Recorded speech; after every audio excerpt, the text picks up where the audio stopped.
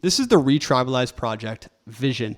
And this is probably the most exciting, dangerous, and important opportunity of our times.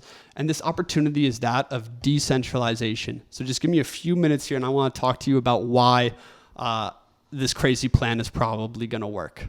So basically, humans are meant to live in tribe. We're meant to live in smaller tribal settings. And from these, we source a shared sense of purpose, a shared identity, and a sense of belonging to something larger. And I would say this is the need that's most consistently unmet by the modern world. People feel more alone than ever. We're disconnected. We're having a spiritual meaning crisis. So many people feel this. And we lack a larger sense of this is my tribe. These are my people. I love and support them and they love and support me. And we're going towards a glorious destiny together. We really don't have that in the modern day. And this comes from many, many problems in the life cycle of our civilization, but the main problem is the problem of scale. So as you scale the tribal instinct from 200 people to groups of 200 million people, it creates infinite problems that humanity will always be scrambling to fix because it is essentially unnatural. And whether you think about 200 million people uniting with a unified will, and then you add in AI and atomic weapons into the mix, you have the recipe for devastation. And also, in times of peace, which we've been experiencing in America for the last 80 years, this just creates enormous atomization. So you have devastation on one side and atomization on the other, where everyone is alone. We don't feel bonded to our community in any real way. And we're in a perpetual cold civil war online. So this is the reality we exist in. And this is where decentralization comes into play. Decentralization is the future, and it's already happening. I'm going to lay out a crazy plan that's occurring in my life and in the lives of others right now.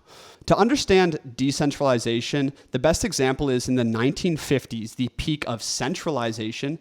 There was 4 TV channels. Now anyone with a phone can out-broadcast CNN.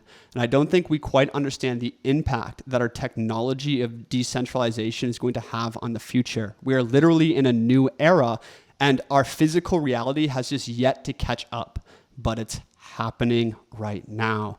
So most people out there, yourself included, you probably don't dream of living in a soulless, atomized city. I was just in Denver. It's just full of transplants, people you kind of know, but aren't really bonded to. Most people dream of living in a village bonded with close friends. Maybe that village is within a city of some kind, but even talking to my normie aunts and uncles or talking to literal strangers on park benches, I tell them this dream and they want to join it almost immediately, or they have the dream themselves. And I'm here to tell you that it's freaking possible and that it's absolutely necessary and that it's already happening. So I think the problems will be solved. I'll talk more about organic emergence at the end because it's a foundational principle. But here is the plan. The goal is simple. I want to help build the first retribalized town, a living model of community and flourishing that blends tradition and innovation. And this is different than anything ever before in human history. And that's because we're building the community online first, filtering people by certain values and agency, and then slowly and intentionally growing in the real world before acquiring land. So let me just break this down of exactly how this is actually happening in my own life. Basically, I'm in Mexico right now with 2 people from my men's academy.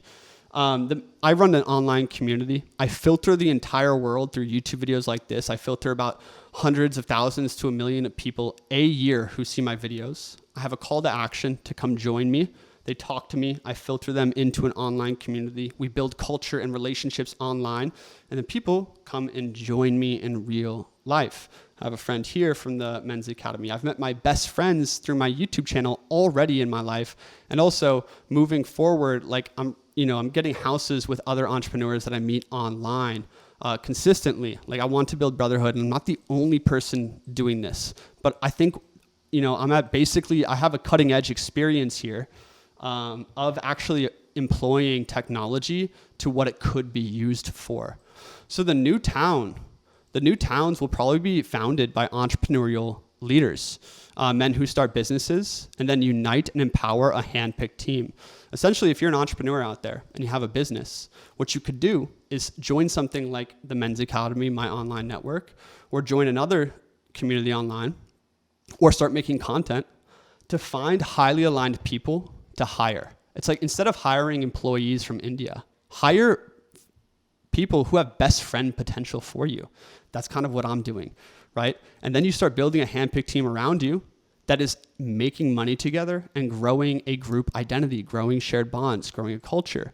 So this is what separates us from intentional communities and eco-villages and communes of the past, is the eco-villages I've lived in feel very transient. There's actually a lack of a shared mission and shared goal. Hence, it attracts a lot of freeloaders and people who aren't actually bonded for life. But the problem we're trying to solve is not a temporary good time, but lifelong relationships. And this is why growing a team that works together beforehand is everything, because you can actually see what that relationship is, filter out partners and relationships that don't actually work for you, and figure out how to create a culture on a very small scale. And this brings us to the second thing that the internet allows us to do, and that's insane amounts of filtering. If you get influencers partnered with entrepreneurs, the influencers build the funnel, right, as the filter to come into online communities and join an online culture. So they reach millions of people, filter them into an online community, and the online community builds bonds and relationships and networks online, right? And this shakes out to these entrepreneurs back here who have businesses who can hire from the network. This is wild. This is actually what's going to build the towns of the future. Now, I say things like, we're going to live in villages with our friends and the world's going to be beautiful, and many people immediately get skeptical about a million different things that could go wrong, and I hear you. And there's a lot of questions that cloud the vision. It's like, how do decentralized towns protect themselves? Is this just another cult or hippie commune? What about infrastructure, conflict resolution, economics, or governance, and like all of these glaring problems? But here's the thing, my friends. I don't think these questions actually matter at all right now. What matters is that first principle of we need decentralization. The global current is moving into decentralization, and people want to live in villages of their friends. So the first principle is we have to do this, right? I want to do this with every part of myself, and maybe you do too. And the issue is the moment you start a grand project, a lot of people stop because they don't have the audacity to take the first steps. And then they start worrying about problem 365 and trying to talk everyone else out of it because of all of these unforeseen things that could happen. And I agree, there's many problems with a ReTribalize project.